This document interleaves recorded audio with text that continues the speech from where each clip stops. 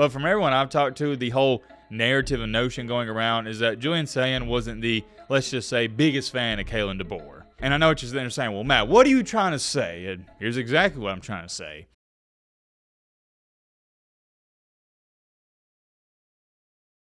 Well, would you look at how the tide has turned? Earlier today, the breaking news came out that Alabama's 5-star plus quarterback, Julian Sayin, he's hitting the portal. What's new though, let's be real. Another day, another Alabama player leaving. It almost seems like this is a normal occurrence at this point in time. Well, here's a kicker with that, and it's the reason we're talking about it yet again. It now looks like we have a legitimate reason as to why Julian Sayin wound up leaving Alabama. And no, it's not just because of Nick Saban. Nick Saban not being there, that's a part of it, but there's also something else, and we're going to talk all about that. It is more than safe to say that is the main topic, but we also got two other, what I'm going to label as major topics in the college football world and sports world, and that is no other than one of those being Sports Illustrated, bad news there, but also the Florida football team, the Florida Gators. They're under NCAA investigation. We got a lot to talk about yet again, another jam-packed video. It's been a heck of an off-season, and I'm enjoying every second of it because it's been highly entertaining. Hope you guys are excited to get into this video as I am. And oh yeah, by the way, hope you had a great Friday. If not, hope this video can make it a little bit better. Come on, man. Is there a better way to cap off the long week than a college football video? Nah, I don't think so. I've jibber-jabbered enough. All right, Matt. Blah, blah, shut the crap up. No, further ado.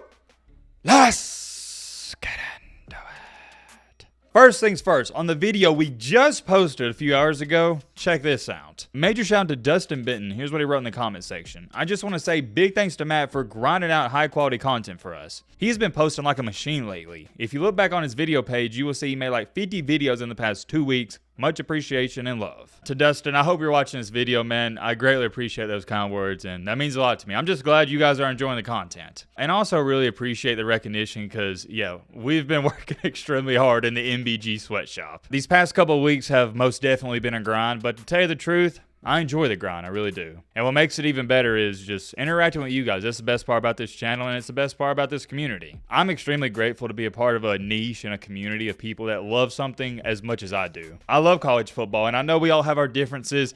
We go at each other's necks. We all got our favorite teams and whatnot, but to everyone out there, part of the channel and community, I really appreciate y'all as well. Although I haven't gotten too much sleep in these past couple of weeks, sometimes you gotta do what you gotta do. Y'all know this. There's a lot going on in the college football world, and we gotta cover it. Plain and simple as that. Getting that out the way, though, let's lock in, let's get down to business, and talk about the situation involving Sports Illustrated first. To a lot of you watching this, you probably don't even care about it, but if you were anything like myself growing up, Sports Illustrated, it was social media before social media. And growing up, shout out to my grandma, she subscribed to the Sports Illustrated thing, and I remember getting one magazine every week. And I can't tell y'all enough how much I look forward to getting that magazine. Until this day, I kept them, at least 100 to 200 Sports Illustrated magazines. And I don't even know how to ease into this. The breaking news came out today as well that Sports Illustrated, they're done. As you can see for yourself, they've officially fired their entire staff. And of course, you can point to, oh, well, they should have done this differently and this differently.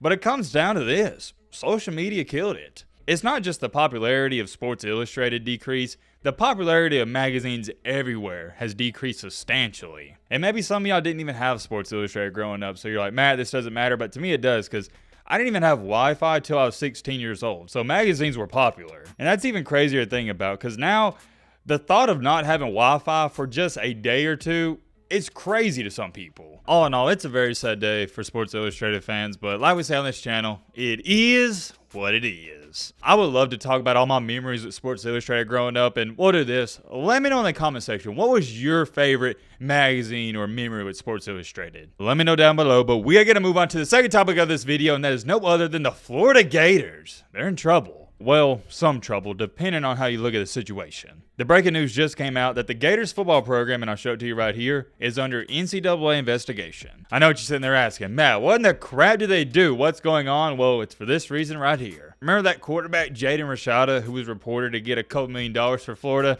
It involves him. According to Brett McMurphy, Florida is under NCAA investigation regarding the recruitment of quarterback Jaden Rashada. Rashada signed with Florida but was released from the letter of intent and is currently at Arizona State. And that's currently all we know, and I'm not going to sit up here and hype this situation up because there's nothing more to talk about. I don't believe anything serious is going to come out of this. The NCAA, they're just in scramble mode right now. They're trying to put a Band-Aid on a huge crack, and it's just not going to work. Did want to share it with you though, because it is breaking news, but we gotta get to move on to the main top of the main encore. The main reason you clicked onto this video. What in the world is going on with Alabama and Julian Sayin? For starters, let's address the elephant in the room. And no, I'm not trying to insert a pun there. It just so happened that Alabama's mascot is an elephant. Let's get down to business and let's get serious. Breaking news comes out earlier this morning, right when I was cooking breakfast, that Julian Sayin, he's entering the portal. We've already talked all about that, and everybody's immediate reaction is, okay, yeah, he's leaving because he wanted to play for Nick Saban, and Saban's no longer there. But just like Lee Corso says, not so fast, my friend. It's looking like, according to some of these reports that have came out, there might have been more to this. I didn't even think about this until after we posted the video earlier today, but remember, yesterday, Kalen DeBoer in Alabama, they just signed a quarterback from Washington that goes by the name of Austin Mack. And then fast forward time into earlier this morning, Julian Sayin, he hits the portal. Coincidence? I think not. And I know what you're sitting there saying, well, Matt, what are you trying to say? And here's exactly what I'm trying to say. Either one of two things happen here. Either A, late last night, Julian Sayin met with Kalen DeBoer and told him, hey, I'm probably looking elsewhere. Or B, Kalen DeBoer, he likes, and a lot of people are running with this theory, that DeBoer likes Austin Mack more than Julian Sayin, and that's why Sayin entered the portal, because he knew he wouldn't be the guy. Either one can be true, and let me add to the second one.